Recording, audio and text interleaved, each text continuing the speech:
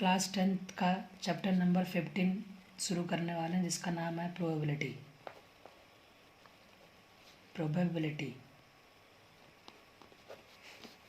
Probability का मतलब अगर हम हिंदी में जाने तो इसका मतलब होता है किसी चीज़ की होने की संभावना। मतलब वो चीज़ हो भी सकती है और नहीं भी हो सकती है। मतलब उसके 50-50% चांस होते हैं, या तो वो चीज़ बिल्कुल भी नहीं होगी, या तो वो चीज़ होगी, या तो फिर वो 100% होगी।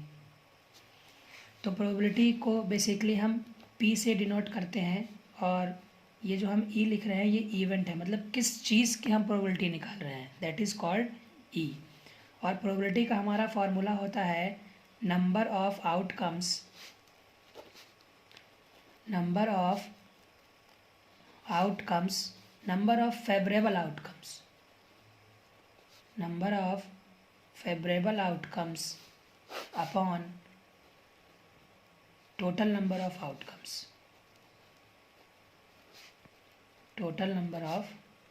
आउटकम्स।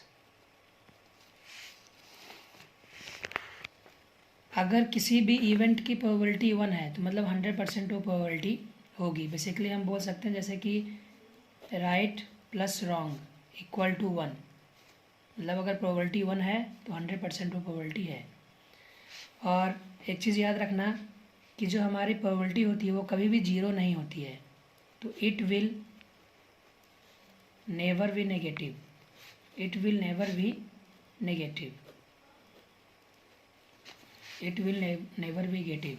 किसी इवेंट की होने या ना होने की प्रोबेबिलिटी, किसी भी इवेंट की होने या ना होने की प्रोबेबिलिटी हमेशा क्या होती है? 1 होती है। क्या होती है? 1।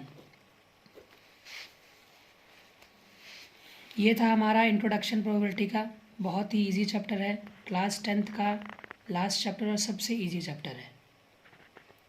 अब हम एक्सरसाइज करेंगे, एक्सरसाइज 15.1। एक्सरसाइज 15.1 में हम क्वेश्चन करेंगे।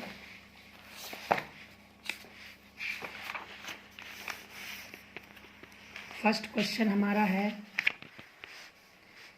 Complete the following statement. इस वीडियो में मैं आपको 8 क्वेश्चन तक बताऊंगा। फर्स्ट क्वेश्चन हमारा है कंप्लीट द फॉलोइंग स्टेटमेंट। हमें इस स्टेटमेंट में बताना है कि प्रोबेबिलिटी कहाँ पर हो रही है, कहाँ पर नहीं हो रही है। फर्स्ट पार्ट है इसका probability of an event E plus probability of event not E। इसमें बोल रहा है कि किसी चीज़ की होने की मतलब प्रोबेबिलिटी है E और ना होने की प्रोबेबिलिटी E है E-। तो इसकी आंसर क्या हो जाएगा इसका? 1। सेकंड में पूछ रहा है हमसे the probability of event that can not be happen. अब यहाँ पहले ही बोल दिया है कि एक ऐसा इवेंट जिसकी प्रोबेबिलिटी हो ही नहीं सकती है, मतलब वो इवेंट होगा ही नहीं। तो ऐसे इवेंट की प्रोबेबिलिटी कितनी होती है? 0। मतलब इम्पॉसिबल है, इम्पॉसिबल इवेंट हम उसको कह सकते हैं। यहाँ 0 आ जाएगा और यहाँ पर आ जाएगा impossible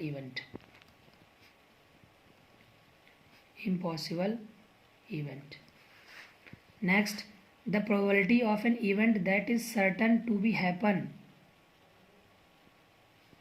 is 1 and such an event is called possible event। मतलब किसी इवेंट की प्रोबेबिलिटी अगर होगी तो 1 होगी, और वो इवेंट होगा तो उसे हम क्या बोलेंगे? पॉसिबल इवेंट बोलेंगे, possible event. Fourth number, the sum of probability of all the elementary event of an experiment is 1।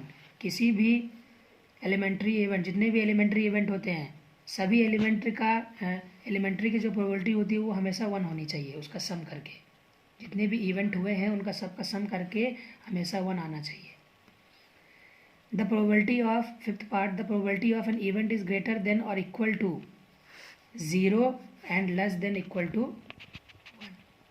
या तो 0 होगी, या तो 0 से बड़ी होगी, या तो 1 होगी, 1 से ज़्यादा नहीं होगी। फर्स्ट क्वेश्चन आसानी से हो गया हमारा। अब हम सेकंड क्वेश्चन में आते हैं। Which of the following experiment have equally likely outcomes, explain why. इसमें से कौन सा इक्वली आउटकम जिसका होगा और किसका नहीं होगा। जैसे बोल रहा है कि first part, a driver attempt to start a car, the car start और डज नॉट। एक ड्राइवर है, वो कार को स्टार्ट करने जा रहा है, वो कार स्टार्ट हो भी सकती है और नहीं भी हो सकती, मतलब ये इवेंट नहीं होगा, नो हो जाएगा यहाँ पर। Second part, a player attempt to shot a basketball. अब वो जब शॉट को अटेम्प्ट कर रहा है, अब मारेगा कि नहीं मारेगा हमें क्या पता, तो इसका भी क्या हो जाएगा, नो। फिर a trial is made to answer true और फॉल्स क्वेश्चन। अब जब कभी हमें पेपर में ट्रू और फॉल्स का क्वेश्चन आता है तो उसमें या तो हम ट्रू करते हैं या तो फॉल्स करते हैं, मतलब दो इवेंट होगा, या तो ट्रू हो सकता है वो तो, या तो फॉल्स हो सकता है, मतलब ये प्रोबेबिलिटी होगी, yes. A baby is born, it is a boy और गर्ल। इसमें बोला है अगर बेबी का बॉर्न होगा तो या तो लड़की होगा या तो लड़का होगा, मतलब यहाँ पर भी ये प्रोबेबिलिटी का इवेंट है, मतलब ये स्टेटमेंट कह रहा है कि हाँ ये प्रोबेबिलिटी यहाँ पर होगी।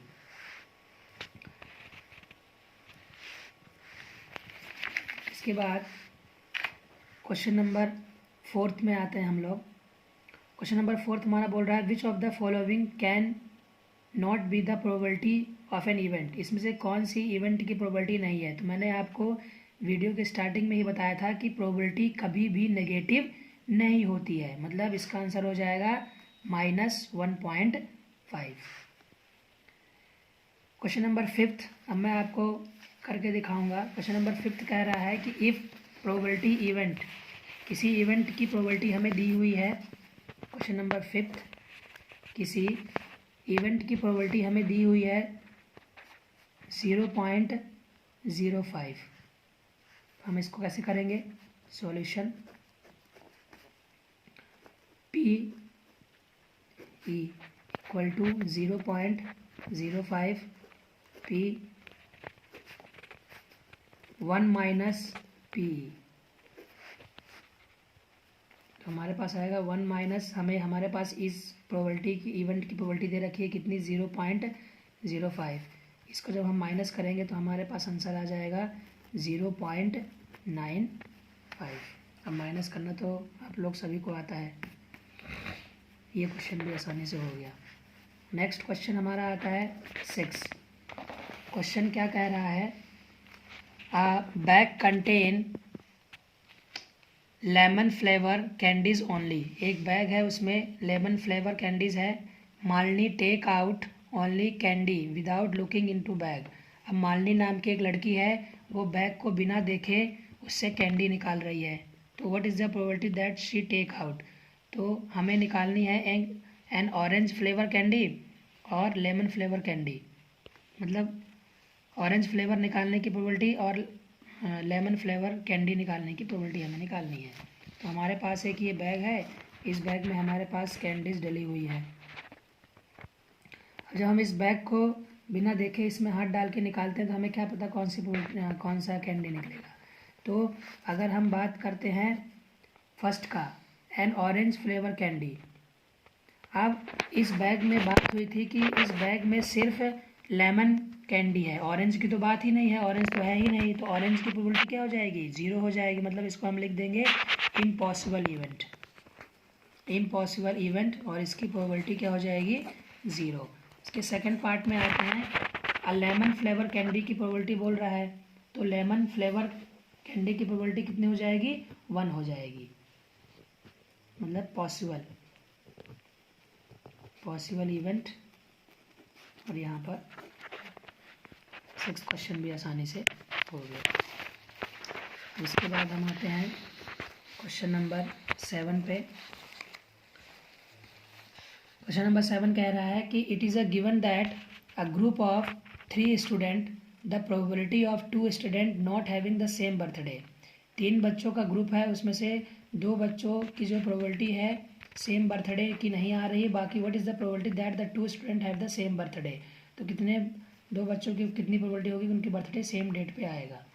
तो हमारे पास गिवन क्या दिया हुआ है, गिवन है प्रोबेबिलिटी इक्वल टू 0.992 सॉरी, और हमें प्रोबेबिलिटी एक ई डैश करके इसको हमें निकालना है। तो हम सॉल्व कर देंगे P E plus P E not equal to 1, P E equal to 1 minus PE, फिर हम यहाँ माइनस कर देते हैं 1 माइनस, हमें ये दिया हुआ है 0.992, इसको माइनस करके आपके पास आ जाएगा 0.008। ये क्वेश्चन भी आसानी से हो गया। क्वेश्चन नंबर 8 एग्ज़ाम के लिए भी इम्पोर्टेंट है। A bag contain 3 red ball 5 black balls. एक बैग है, ये बैग मान लो हमारे पास है, इस बैग में रेड बॉल हमारे पास है 5, रेड बॉल हमारे पास 3 और ब्लैक बॉल हमारे पास 5। तो हम इसको लिख देते हैं रेड कलर बॉल 3 और black colour ball 5। Total ball हमारे पास आ गई 8। अब हमें प्रोबेबिलिटी निकालनी है रेड बॉल की और नॉट रेड बॉल की। तो सबसे पहले हम रेड बॉल की निकाल देते हैं। Probability of red ball, formula हम लगा देंगे नंबर ऑफ फेवरेबल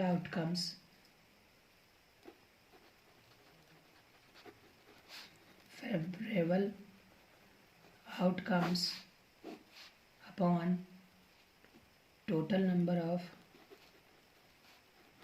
आउटकम्स। तो हमारे पास रेड बॉल की प्रोबेबिलिटी आ जाएगी 3/8, क्योंकि फेवरेबल आउटकम तो 3 ही है रेड बॉल और टोटल हो गए हमारे पास 8।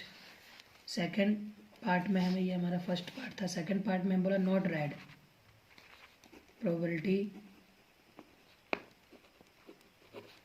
Of not getting red ball,